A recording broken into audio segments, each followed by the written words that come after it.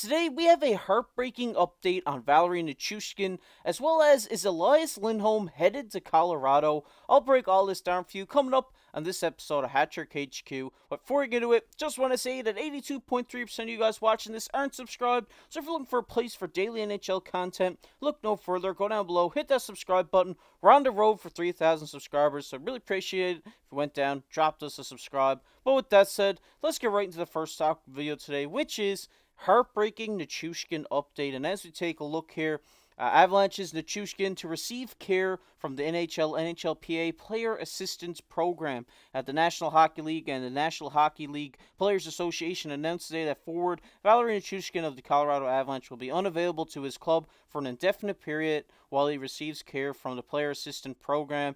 He also says under the terms of the joint program, he'll return to the club when cleared for on-ice competition by the program administrators.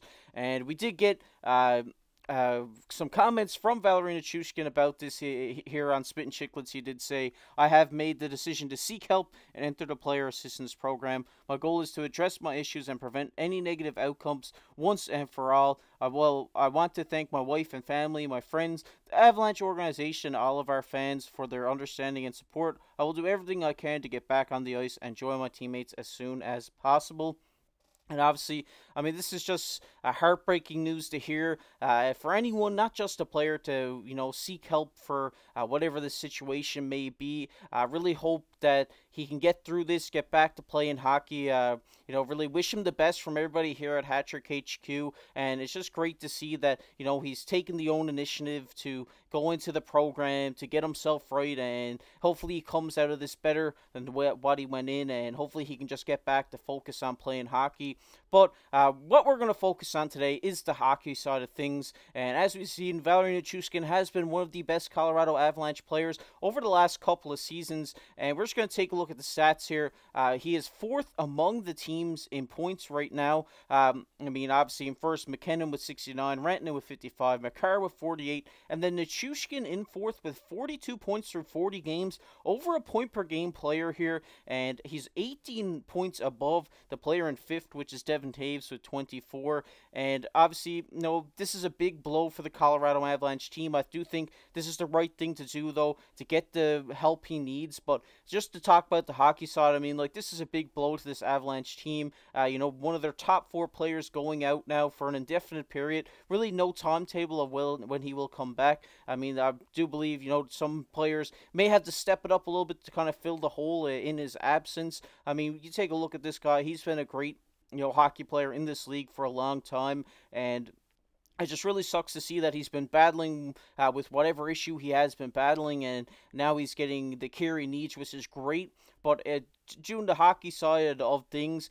this is really bad for Colorado. They're second in their division right now, they're looking good to make the playoffs this year. I don't think losing this guy for a little bit will harm them in any way of making the playoffs, but it is a big blow to this team. You're losing over a point per game player in a guy like Valeri Nichushkin, and I really do hope he gets through this situation, comes out the other side a better person, and really gets the help that he needs, and he can get back to playing hockey. And you never know, he may come out of this and play even better than what he's playing with right now. He's over a point per game, and obviously he's been dealing with some stuff, so he comes out healthy, whatever you want to call it, in this situation, and maybe he plays even better. But like I said, everybody here, we hope him he gets the help he needs, and just wish him the best. But for Colorado, I think they may have to make something happen here at the deadline to kind of fill this hole. You're losing over a point per game player here, like I said, and I really do think that, like I said, I think they're going to make the playoffs regardless, but, not having a timetable to when his return, not like an injury where he goes out, he's out maybe 4 weeks, maybe day to day, week to week. This is, he's entering a program. He needs to get through this program. The administrators need to clear him to play, so you kind of need to bring in somebody to kind of fill this hole. And this is what our second topic video is about, and that is Lindholm headed to Colorado?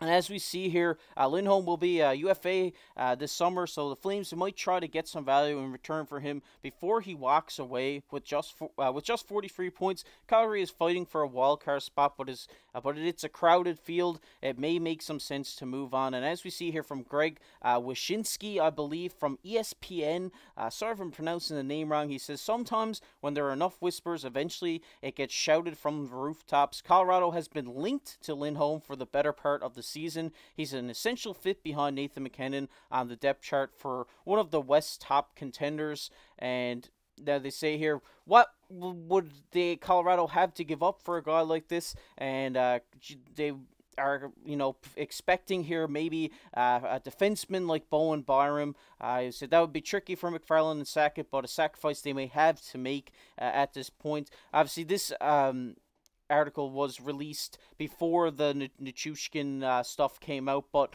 I mean, I think this would be a good deal for Colorado here. They give up a little younger defenseman in Bowen Byron to bring in a vet like Elias Lindholm, a guy who's been really solid for the Calgary Flames over these past couple of years. They've been looking for a 2C behind MacKinnon for quite some time, so maybe bringing this guy in to spark the second line and get some offense flowing throughout the lineup will really help this team. And you're giving up a guy like Bowen Byron here, who is a little bit of a younger guy. You may bring in, a vet here to fill this role, or maybe someone throughout their farm system to kind of bring up and fill the role of Bowen Byram.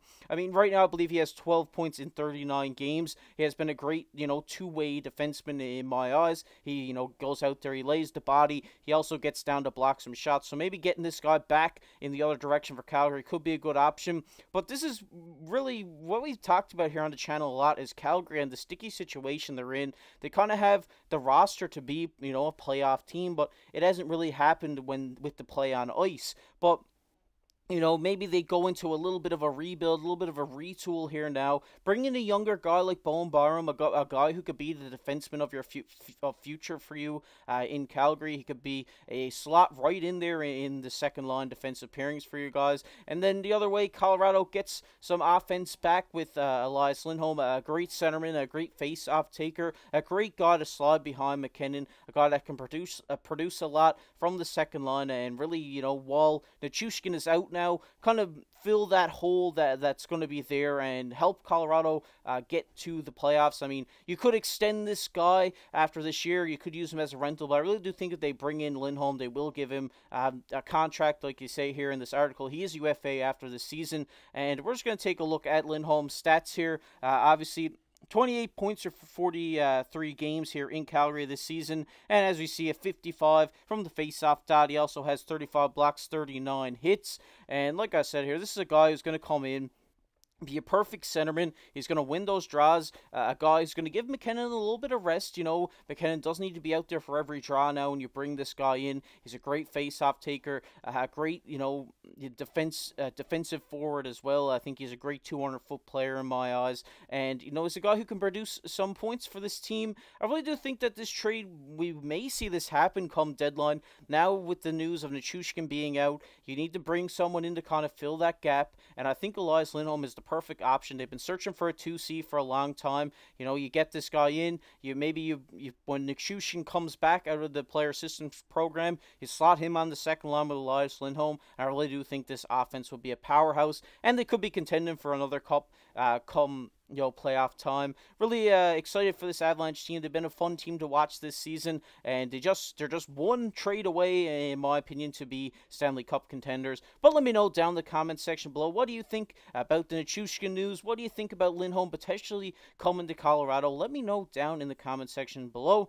But we're going to get into everybody's favorite topic here, and that is comment of the day. And the comment of the day today goes to Dances with Critters. What a name. He says, Canucks fun to watch, just need to improve their PK.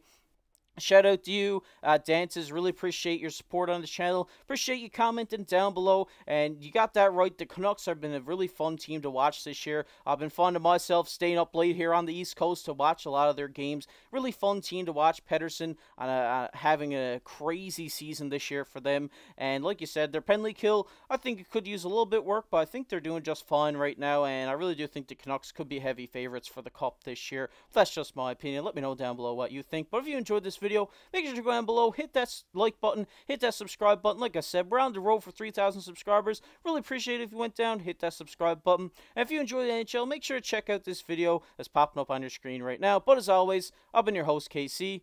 Keep your stick on the ice.